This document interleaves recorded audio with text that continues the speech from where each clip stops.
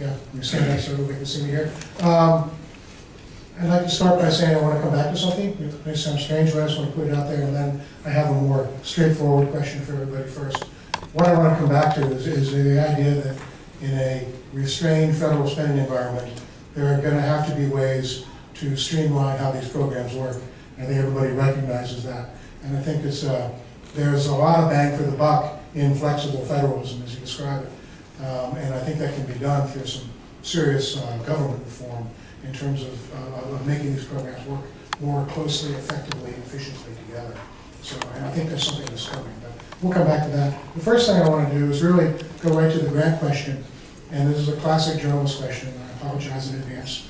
I'd like to know the best and the worst that you faced in applying for these grants. What was it that worked well, and what was it that was just such a pain that that you almost gave up?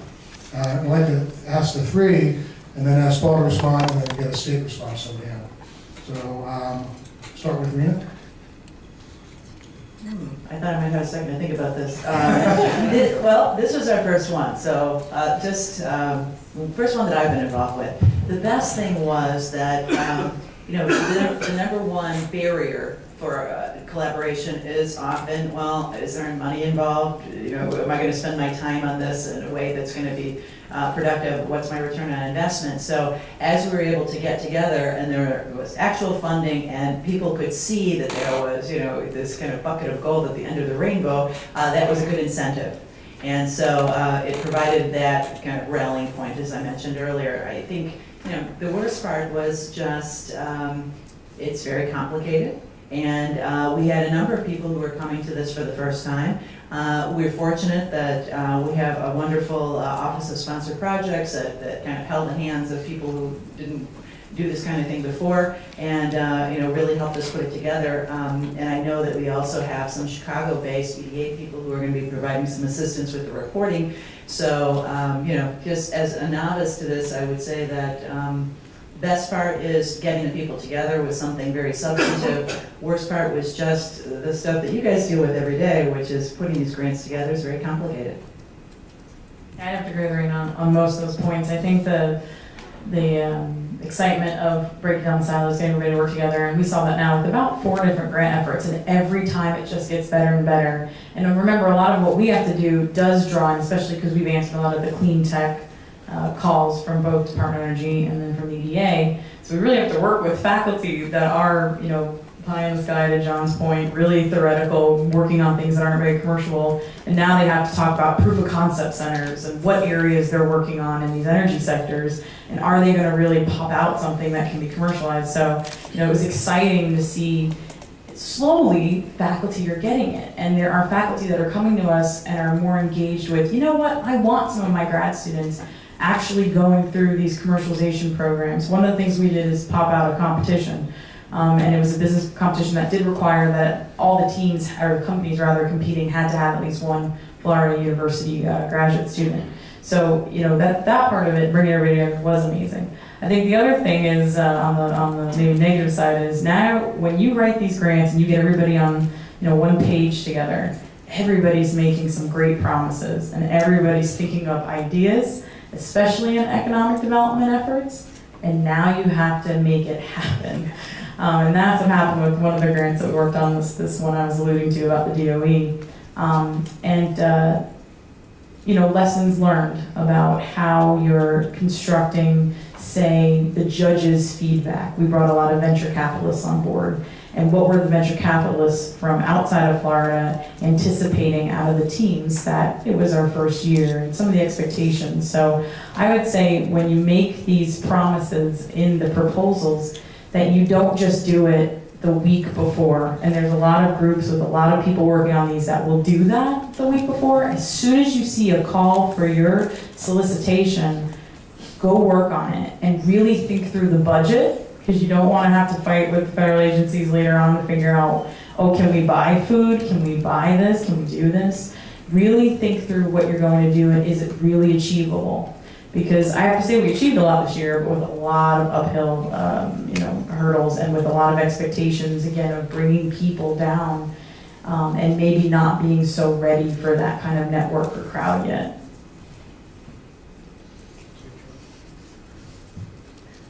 So perhaps the best thing that happened to us is it gave us the opportunity to fail.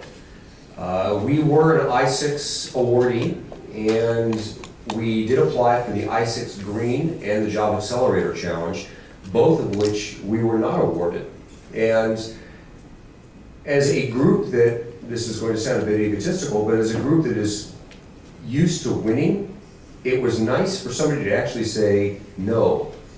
Because sometimes we're too insulated in our business model. We think we've got the only way to solve it. And what that actually allowed us to do is sort of to shake up the entire community within New Mexico, because it always has been, grants come to New Mexico, we spend the grants, we get more grants for New Mexico. And we had 2 occasions where we all put our collective heads together, and it wasn't good enough. And that was a back to the drawing board moment for a lot of our agencies. And what we found is some of our, what we viewed as traditional partners, actually created sort of a Potemkin village. There wasn't much behind the facade of what they were doing, and that the models that they had employed were not sustainable. If there were no grants, they dried up and blew away. And so it culled the herd a little bit for us. So we've actually gone through our own economic development's valley of death. And I think competition is an extraordinary thing, because it caused us to look at the way that we do things and try to understand the government as a customer, not as a pot of money. Too often we think that the government just has money and they'll just give it to us. We forget that the people that are helping to funnel that money into our communities actually have some objectives, and we need to help them meet their objectives. And in the glory days of government earmarks, metrics were mutable. We could fudge on the metrics a little bit. If we said we were going to create jobs, we could simply say, well, we trained people to get a job, and that was good enough. This made us sharpen our pencils, and it really made us look at what we were doing as a community in terms of an overall strategy, and to make sure everything was sustainable. Government funding, once again, is not going to be sustainable even in the near future. And so that message, getting back to our entire community, was a very nice slap in the face. So we actually thank you for creating some losers. Paul, why don't you take it first? Many of the challenges that our applicants and that the communities talk about are similar challenges that we face. And so there's a good and there's a bad in that. One of them is, this is new for us as well, right? So for a lot of the regional offices, especially for EDA, that have traditionally been focused for 40 years on traditional economic development models, this is new for them as well. And so I talk about it like everybody knows what a Google Concept Center is, what entrepreneurs need, what an ecosystem is, and people come inside and outside, my colleagues and otherwise, and say, you've got to back up, you've got to slow down, you've got to help us understand what it is that you're trying to accomplish. So for us to develop a new mindset and to retrain ourselves and think of it in a new way has been a challenge, both good and bad. Right? We want to be, further where we need to be, but it will take us time as well. Another challenge is the legal and regulatory environment.